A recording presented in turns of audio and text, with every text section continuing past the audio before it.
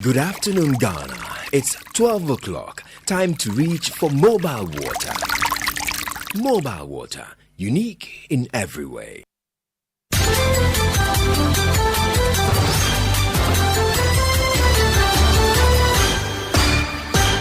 "30 years of joyfulness." Hello, good afternoon, and welcome to the Midday News.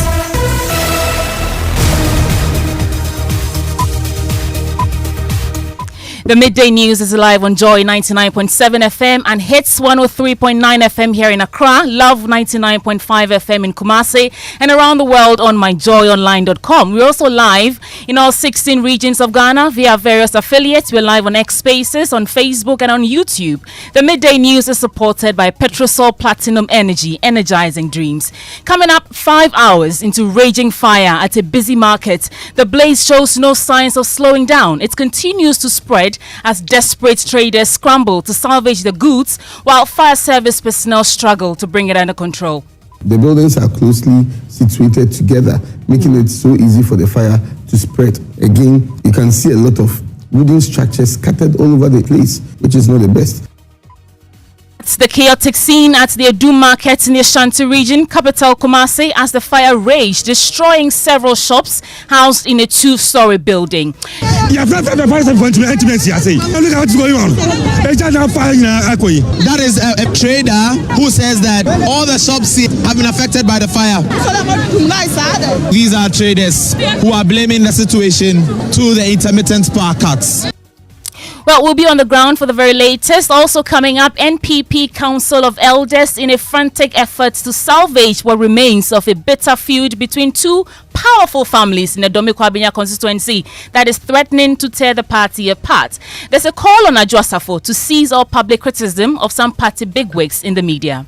We are a bit dismayed and disappointed in what she has done, especially considering the fact that she held quite senior positions in our government and the party. So Adwoa is being asked to stop all the utterances, all the interviews. On the ground, though, constituents are sharply divided on the concerns being raised by their former member of parliament. Professor Makukui, at that team, nano dear, yenya fair.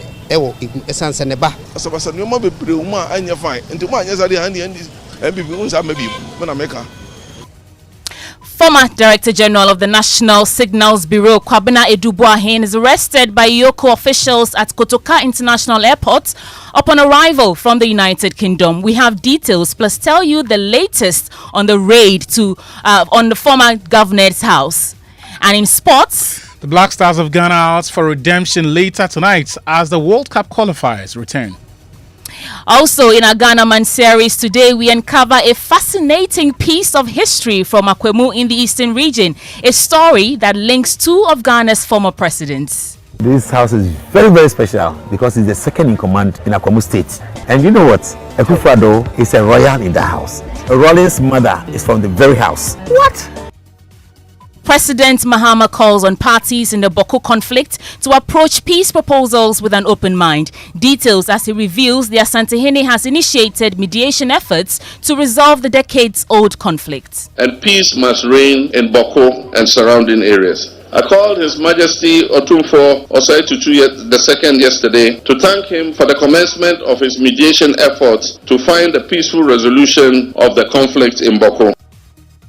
And these and many more stories with me, SweetyAborchie. Don't change that dial.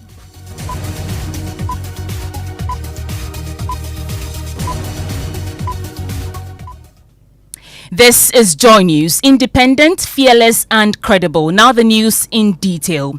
The Ghana National Fire Service says it has contained the fire which occurred at the Edu Market in Kumasi in the Ashanti region this dawn. Two-story buildings touched in the outbreak destroyed several shops. The fire, which started around 6 a.m., spread rapidly as fire officers made attempts to contain the blaze.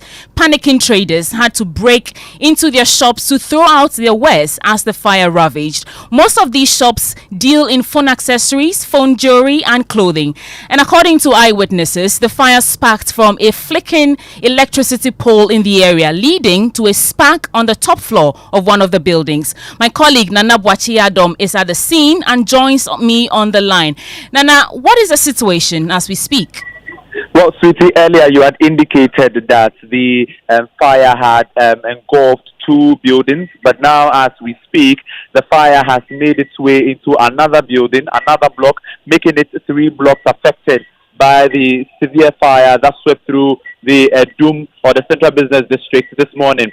Serious fire, as the firefighters are doing their best to quench it and make sure that traders are able to continue to ply their goods. Nana, earlier you spoke to the Deputy Ashanti Regional Security Coordinator, Alhaji Al-Hassan Tamsoba, who said some arrests were made and an excavator had to be brought to the scene. Tell us more about that. Exactly, Sweety. 2 individuals have been arrested for trying to steal items belonging to the traders who were putting in much effort to salvage their goods. These traders who had earlier not been affected by the fire were attempted to move out their items, but these individuals decided to take advantage of the situation to steal from them. The police have been able to arrest the 2 alongside another gentleman who they are still putting in effort to fish out. He has also indicated that they need to break away some parts of the blue light area to make way for the fire tender machine to get into it to quench the fire. We can listen to him. The fire service, in fact, they did their best. The main problem is how to get access to where the fire started. You see, had that been a way through, they would have finished their work within 30 minutes. But the people were even disrupting them. Some were looting. We have to go and then be arresting some of them. And the military too came in and then they even helped us a lot. And there are water in the tenders, but still how to get to the main where the fire is our problem right now. These wooden structures that they built on the railway, that is the major problem that is even causing the fire. The tenders are here, some are from Ejusu Airport, Mampo, but the problem, as I said, is the access. They cannot go near the fire. So if the excavators come, they can enter into the fire and then clear the road for the fire service tender to enter. That is to say that you'd break the walls to enter. We will. Even if it's a house on the street, we will break the house and then the fire tenders should get the access. Nana, you've also been speaking to the traders, many of whom have been affected by this inferno. How are they coping with the situation?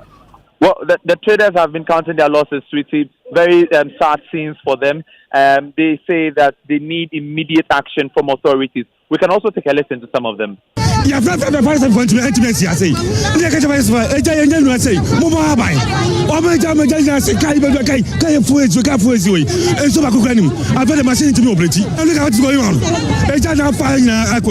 is a trader who says that his brother has a shop here and everything is gone and all the shops here have been affected by the fire.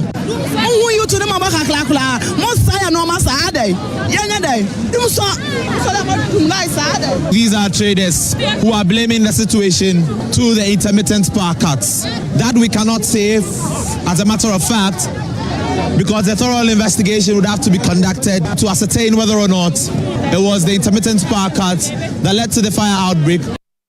Still on this matter, speaking on News Desk on the Joy News channel, ADO1 Alex Kingnati with the fire service reiterated the lack of resources such as crane ladder, which hindered the immediate repose of the personnel who first got to the scene. All currently at the scene working too hard to make sure that the fire is contained. The unfortunate thing is that looking at the close, how close the buildings are situated, it is making the spread quite rapid. But we are doing our best to make sure that we tackle the fire and prevent it from further spread so that we'll be able to extinguish the fire finally. Within the whole of Ashanti region, we have just one turntable ladder. That is the ladder that we use to be able to get to height. So the first appliance that was close has to get there, and currently as we speak, the turntable ladder is there fighting the fire. We do know that the regional minister was at the scene and we'll keep you updated in terms of everything he said. Now, away from that, the NPP Council of Elders has urged former Domi Kwabinya MP, Adjo Asafo, to end public criticism of party bigwigs as she claims she was unfairly targeted before the 2024 elections. Adjo Asafo faced backlash from the party officials and supporters for her prolonged absence in the United States of America and was accused of betraying the NPP by voting for Alban Bagbin as the Speaker of Parliament over Professor Michael Okwe. Let's listen to her speak about her disappointment with the party to my colleague Elton Brube on The Pulse on the Joy News channel yesterday. there's a character assassination. There is the need to set the record straight. Nobody should tell me I am discussing party issues on TV, radio, I should stop. Reputation is everything that anybody has got. I've been branded the way I'm not supposed to be branded. And I owe it to myself to clear it up. And I face challenges at a point in my career. And those who ought to know about those challenges, I let them know. You remember that in 2020, when I was going for the elections, I was heavily pregnant. Right. I lost my kid. I lost my baby. I didn't get what I was expecting out of the term of my pregnancy. It didn't end there. In the time of my grief, my oldest son fell ill in the United States. I had to be there. And I made sure I notified those who ought to know. Including the chief of staff, the president? Exactly.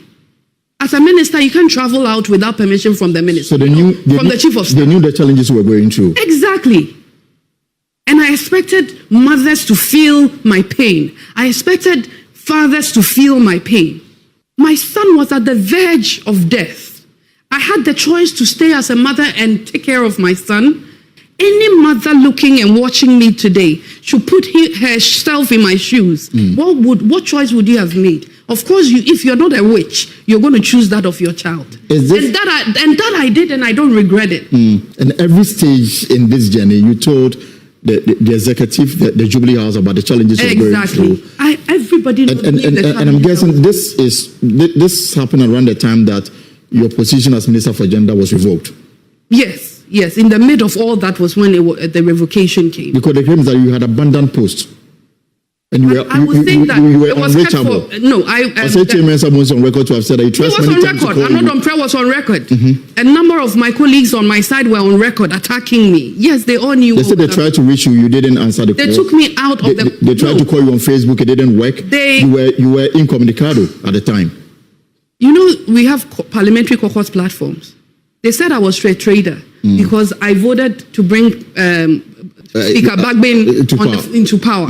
So they took me out of the group. Other groups I was taken out of it. But did you vote for Bagbin? I didn't. You knew what happened in Parliament.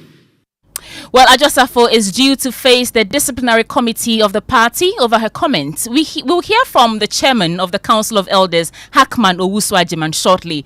But on the ground, some Domi Kwabenya voters fear the NPP could lose the parliamentary seat to the NDC again if tensions between 2024 candidate Michael Quay Jr. and former MP Ajosafo remain unresolved. They warn that lingering divisions, which already hurts the party in its stronghold, could benefit the NDC. Here's what some had to say to Joy News. Yadika aya ho press conference aka ho asem ansa na yema me Ajosafo enso e dia beto so no ye die ne enim se Professor Makokoi eda team na no de yenya fair. The decision to place Professor Okwe on the Reconciliatory Committee is not a fair one. There are many issues creating disunity in the party, hence the need to discuss and resolve them at the leadership level. Wow, he say ye beto aba na old delegate maku 200 and something onyare nya hwe ye say obeto aba ma Ajosafo nti ye yiwa fira abon mu keke just like that nti niam de ye bebre nti ye de nsema ye ma me Ajosafo kan de ye ta na chi ye support no onka na ewiase nyina hu se Dome Kwabenya no yo problem wa na panyifo ntu mu na nsi wona bibia enkoyi party panyifo na ngasa se o mu change o madwere no mu hu se kojo ne ye pena. I think delegates must be allowed to choose the next crop of party representatives. Else, we may not get a better chance at unseating the National Democratic Congress in Dome Kwabenya. MPP party because NDC for no one is strong. And I've almost combined. MPP one day pasa wom. Asabasa nyoma bebre uma anya fine nti uma anya sade hand end MPP unsa mabi me na meka so omo hwe omo trese na omo ndi ne ese omo de to no omo de tuye na Ajosafo na semu em se amna no te so no wabo ne homodi bebre bridge krampo no Ajosafo has performed creditably as an MP, but she also failed to communicate her challenges when she decided to stop availing herself for parliamentary duties. If the emerging issues are not resolved immediately, it will create disaffection for the NPP in the constituency.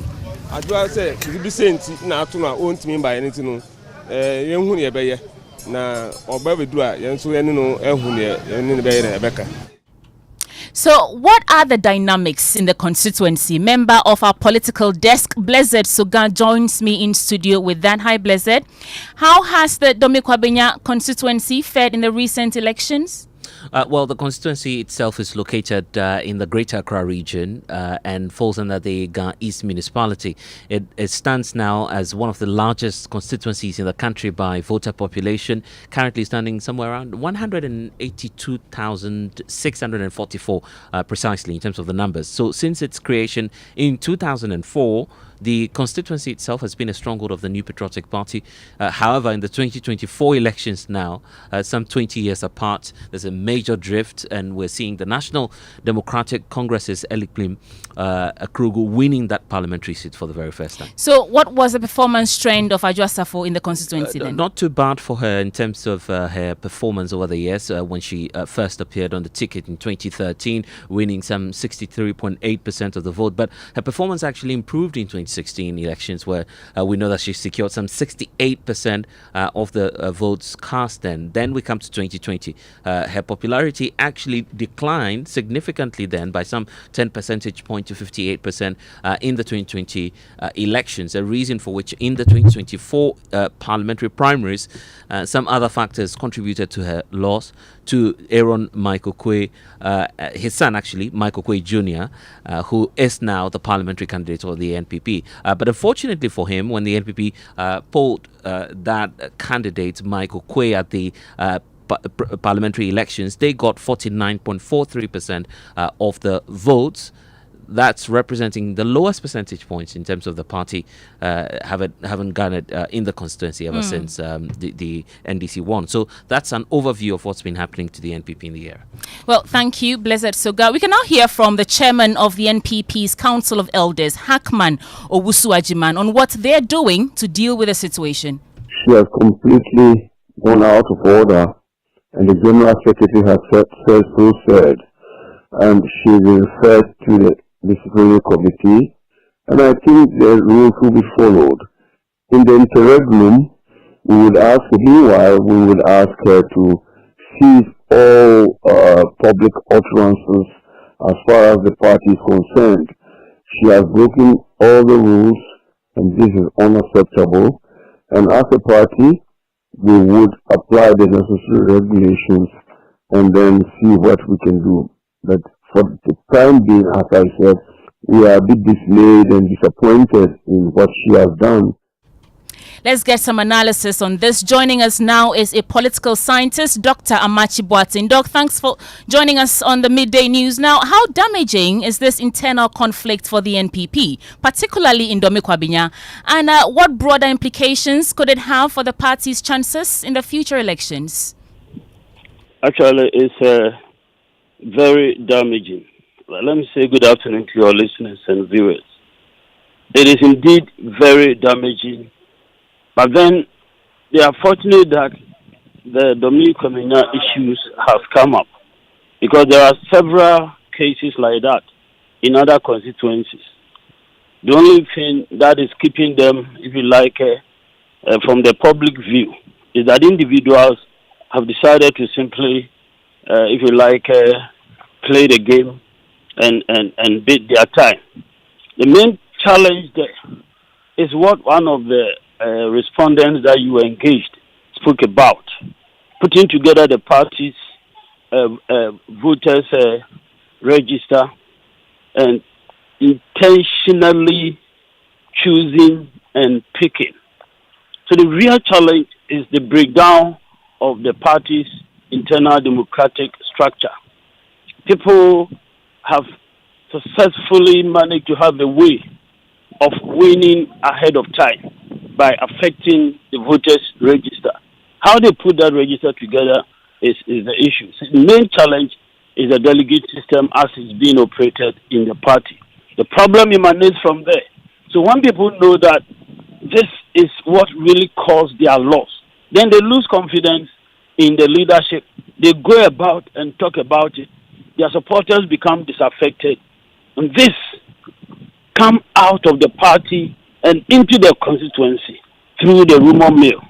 And this becomes a real damaging thing in the party. And listening to, Honorable Hackman, the way he's simply, if you like, scratching the surface. He's looking at the issue from the very top. He's not really bothered into taking his time, investigating the various developments in the party to find out why Honorable Adwoa Safo is behaving the way she's behaving. You're only looking at it on the surface. So you realize that even her behavior in Parliament emanates from some of these things. She lost confidence in the leadership generally and could not even respect them. So she left the country just like that. Dr. Machi Boateng, thank you so much for those that analysis. Dr. Machi Boateng is a political scientist, and that will take us into a quick break. And when we return, we'll take into a Ghana Man series where we uncover a fascinating piece of history from Akwemu in the Eastern region, a story that links two of Ghana's former presidents. We'll be right back. This house is very, very special because it's the second in command in Akwemu State. And you know what? Akufo-Addo is a royal in the house. Rollins' mother is from the very house. What?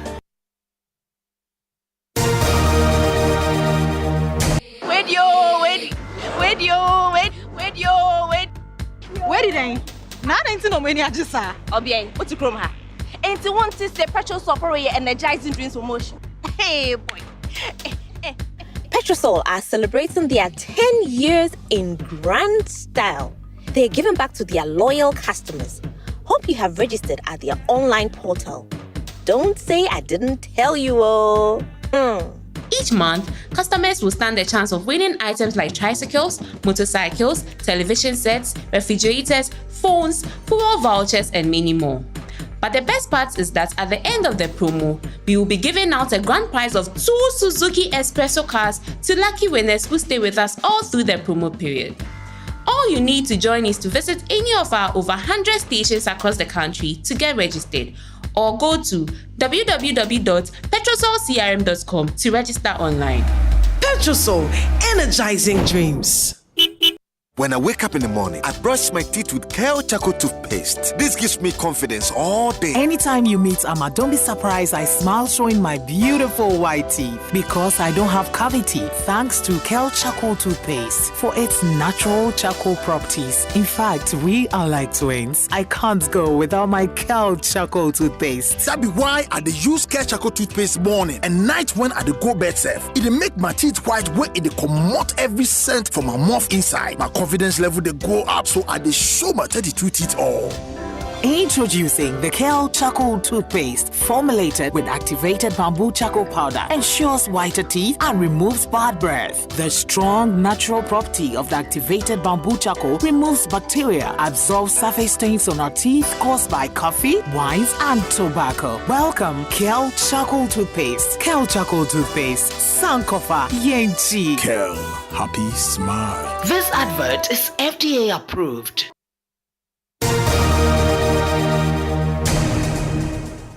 Welcome back to the Midday News live on Joy 99.7 FM and Hits 103.9 FM here in Accra, in Kumasi, Love 99.5 FM, and around the world on myjoyonline.com. Let's head straight into sports, and Achu is here. Achu, we're gonna just say Ellie. Tell us what's happening in sports. I can see you mentioned in love. I can see you're already in love with the Black Stars. I am. They'll be out to seek redemption when they take on Chad in the 2026 FIFA World Cup qualifiers. The team failed to qualify for the AFCON this year, but Captain Jordan Ayew, in his very first press engagement since being named as captain of the Black Stars, tells Joy Sports that the team is ready to get out of the transition period. We're in a period of transition, I think, since 2020, and obviously the manager came in auto and had different ideas, and so it takes time. It takes time, and it takes time, of course. A lot of changes, like in terms of personnel, players. At some point we were like having maybe 10, 11, 12 new players at different stages of the different call-ups. So, it demands time, it demands, patience. But for me, I just think that it's just a time where we're struggling a bit, but we have the quality, we have the players to turn it around, And that's why you need to be at the Accra Sports Stadium. Get in by 6 p.m. and support your country. I will be there. Thanks so much. And before we bring you Ghana Man series, Joy News is learning a former Director General of the National Signals Bureau, Kwabena Edubuahin, was arrested by officials of the Economic and Organized Crime Organization, IOCO, at the Kotoka International Airport upon his arrival from the United Kingdom.